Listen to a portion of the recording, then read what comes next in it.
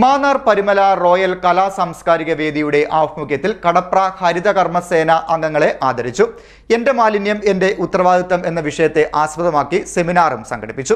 കടപ്ര ഗ്രാമപഞ്ചായത്ത് പ്രസിഡന്റ് നിഷ അശോകൻ ഉദ്ഘാടനം ചെയ്തു. മാന്നാർ പരിമല റോയൽ കലാ സാംസ്കാരിക വേദിയുടെ ആഭിമുഖ്യത്തിൽ കടപ്ര ഹരിതകർമ്മസേന അംഗങ്ങളെ ആദരിച്ചു. ഒപ്പം എന്റെ മാലിന്യം എന്റെ ഉത്തരവാദിത്തം എന്ന വിഷയത്തെ ആസ്പദമാക്കി സെമിനാറും സംഘടിപ്പിച്ചു. ഞങ്ങളുടെ കഴിഞ്ഞകാല പ്രവർത്തനങ്ങൾ എടുത്തു നോക്കുകയാണെങ്കിൽ ഞങ്ങൾക്ക് നേടുവാൻ കഴിഞ്ഞ ഒരുപാട് നേട്ടങ്ങളും ഒപ്പം പോരായ്മകളുമുണ്ട്.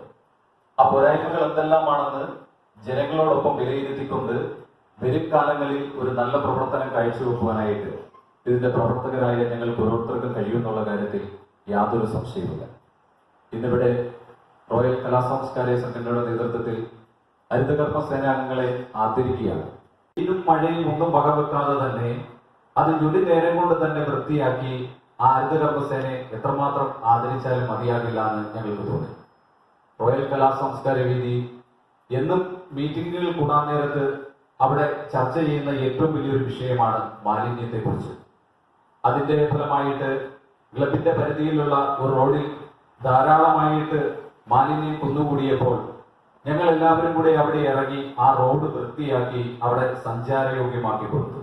ക്ലബ്ബ് പ്രസിഡന്റ് കൊച്ചു പരിമലയുടെ അധ്യക്ഷതയിൽ കൂടിയ യോഗം കടപ്ര ഗ്രാമപഞ്ചായത്ത് പ്രസിഡന്റ് നിഷ അശോകൻ ഉദ്ഘാടനം ചെയ്തു. സെക്രട്ടറി ബിനോയ് കുട്ടൻ സ്വാഗതം പറഞ്ഞു. Clean Kerala Pathanamthitta sector coordinator Umadevi class നയിച്ചു.